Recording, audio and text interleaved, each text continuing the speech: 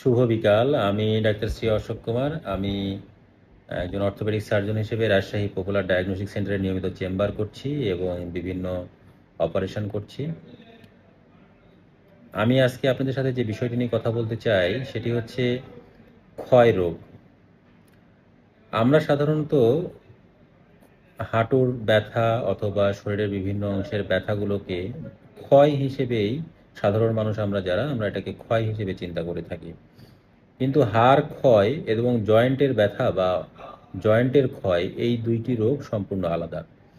আমরা সাধারণত জয়েন্টের ব্যথা বা জয়েন্টের ক্ষয় রোগকে অস্টিও আর্থ্রাইটিস বলে থাকি এবং হাড় ক্ষয়, হাড়ের ক্ষয় রোগকে সাধারণত আমরা অস্টিওপোরোসিস বলে থাকি। অস্টিও আর্থ্রাইটিস এবং অস্টিওপোরোসিস এই দুটি রোগ সম্পূর্ণ আলাদা এবং এই দুটি রোগের চিকিৎসাও সম্পূর্ণ আলাদা। তো আমরা প্রথমে আজকে অস্টিও আর্থ্রাইটিস সম্পর্কে একটু জানি। যদিও অস্টিও আর্থ্রাইটিস সম্পর্কে আমার এই পেজে একটি পূর্ণ ভিডিও আছে, আপনারা চাইলে সেটিও দেখে নিতে পারেন।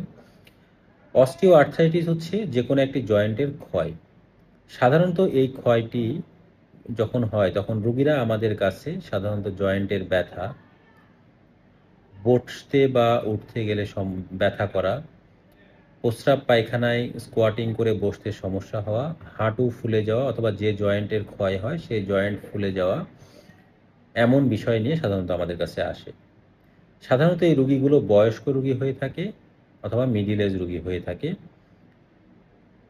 এজ রিলেটেড ছাড়াও অন্য বিভিন্ন কারণে, যেমন আঘাতজনিত কারণে, ইনফেকশনজনিত কারণে, টিউমারজনিত কারণে অস্টিও আর্থ্রাইটিস বা জয়েন্টের ক্ষয় হয়ে থাকতে পারে। অতিরিক্ত ওজন এবং অতিরিক্ত ব্যবহার বা অতিরিক্ত কাজ বা ওজন তোলা কাজ, ভারী কাজ, এগুলো জয়েন্টের ক্ষয়ের কারণ হিসেবে আমরা বিবেচনা করে থাকি। এখন আসি আমরা অস্টিওপোরোসিস কি। অস্টিওপোরোসিস সাধারণত আমাদের যারা মহিলা মানুষ, এনাদের পোস্ট মেনোপেজাল এজে, অর্থাৎ মাসিক বন্ধ হয়ে যাওয়ার পরে ৪৫ থেকে ৫০ বছরের পরে শরীরে হরমোন ঘাটতিজনিত কারণে ওনাদের হাড় ক্ষয় হয়ে যায়। এছাড়া পুরুষ মানুষদেরও সাধারণত ৬০-৭০ বছরের পরে হাড় ক্ষয় হতে পারে। এটাকে আমরা অস্টিওপোরোসিস বলে থাকি। অস্টিওপোরোসিস সাধারণত হাড়ের ক্ষয়, এটার সাথে জয়েন্টের কোনো সম্পর্ক নেই। এ ধরনের রোগীগুলো সাধারণত অনেক বয়স্ক রোগী হয়ে থাকে। এই রোগীগুলো সাধারণত মহিলা হয়ে থাকে। পুরুষ হলে তাদের বয়স ৭০-৮০ ওপরে হয়ে থাকে। ড্রাগ হিস্ট্রি যদি আমরা নিয়ে থাকি তাহলে দেখা যায় যে অনেক রোগী স্টেরয়েড জাতীয় ওষুধ খেয়ে থাকতে পারে, বিভিন্ন ওষুধের কারণেও অস্টিওপোরোসিস হয়। তবে আমরা অস্টিওপোরোসিস বলতে এজ রিলেটেড অস্টিওপোরোসিসকেই বিশেষভাবে গুরুত্ব দিয়ে থাকি, যা সাধারণত আমাদের দেশের পোস্ট মেনোপোজাল এজের মহিলাদের হয়ে থাকে।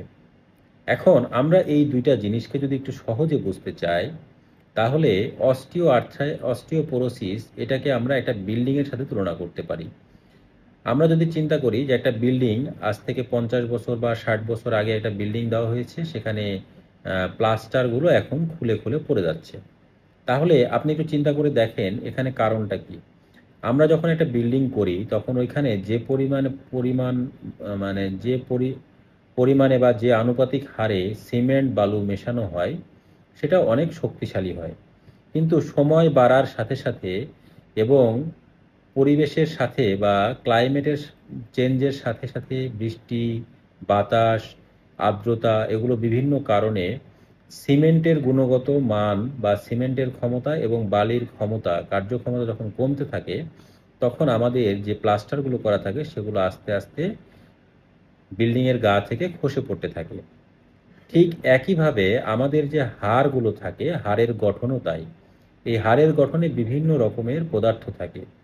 বয়স বাড়ার সাথে সাথে হাড়ের যে গঠনের পদার্থগুলো থাকে, যে গঠনের যে পদার্থগুলো, সেগুলো যখন কমে যায় তখন আমাদের হাড়গুলো দুর্বল হয়ে যায়। অনেকেই মনে করে হাড় ক্ষয় মানে হচ্ছে ক্যালসিয়াম কমে যাওয়া। আসলে হাড় ক্ষয় মানে ক্যালসিয়াম কমে যাওয়া, এই বিষয়টি একদম ঠিক না। হাড় ক্ষয় মানে হচ্ছে হাড় গঠনের যে পদার্থগুলো থাকে বা যে উপাদানগুলো থাকে, তার অনেক জিনিসগুলোই কমে যাওয়া। অপরদিকে অস্টিও আর্থ্রাইটিসকে যদি আমরা সহজে বুঝতে চাই তাহলে আমরা অস্টিও আর্থ্রাইটিসকে একটা মেশিনের সাথে তুলনা করতে পারি। যে একটা মেশিন আপনি কিনেছেন, 10 বছর, 15 বছর, 20 বছর ব্যবহার করেছেন, আপনি নতুন যেমন কিনেছিলেন এখন আর সেই মেশিনটা তেমন নেই। এখানে ক্ষয় হয়েছে, অনেক মরিচা পড়েছে, আগে শব্দ হতো না, এখন উৎকট শব্দ হচ্ছে। মেশিন ব্যবহার করে আপনি শান্তি পাচ্ছেন না, অথবা অনেক বেশি মেশিন ব্যবহার করে ফেলেছেন, ফলে মেশিন আর আগের মতো কার্যক্ষম নাই। ঠিক আমাদের জয়েন্টগুলোও তাই। আমাদের সাধারণ জয়েন্টগুলো আমরা 50, 60 বছর, 70 বছর ধরে যখন আমরা বাঁচি, এই জয়েন্টগুলো আমাদের নিয়মিত ব্যবহার হয়, ফলে জয়েন্টের যে কার্টিলেজগুলো থাকে সেগুলো ক্ষয় হয়ে যাওয়ার কারণে আমাদের জয়েন্টে তখন ব্যথা শুরু হয়। এটাকে আমরা সাধারণত অস্টিও আর্থ্রাইটিস বলে থাকি। তাহলে মূল কথা হচ্ছে অস্টিওপোরোসিস, এটা আসলে বোন ক্ষয় বা হাড় ক্ষয় হিসেবে আমরা এটাকে বিবেচনা করে থাকি। অপরদিকে অস্টিও আর্থ্রাইটিস, যেটা নিয়ে সাধারণত আমাদের দেশের বেশিরভাগ মানুষরা আমাদের শরণাপন্ন হয়, অর্থাৎ হাঁটু ব্যথা, কোমর ব্যথা, অথবা এলবো জয়েন্টে ব্যথা, অ্যাঙ্কেল জয়েন্টে ব্যথা, হিপ জয়েন্টে ব্যথা, এই যে ব্যথাগুলো নিয়ে আসে, এগুলো মূলত অস্টিও আর্থ্রাইটিস বা জয়েন্টের ক্ষয়। এটা অস্টিওপোরোসিস বা হাড় ক্ষয় না।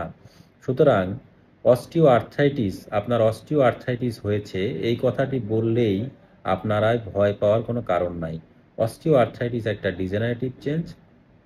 এটা নিয়ম মানলে, ওষুধপত্র সেবন করলে ভালো হয়। একইভাবে অস্টিওপোরোসিসও একটা বয়সজনিত অথবা হরমোনজনিত একটা অসুখ।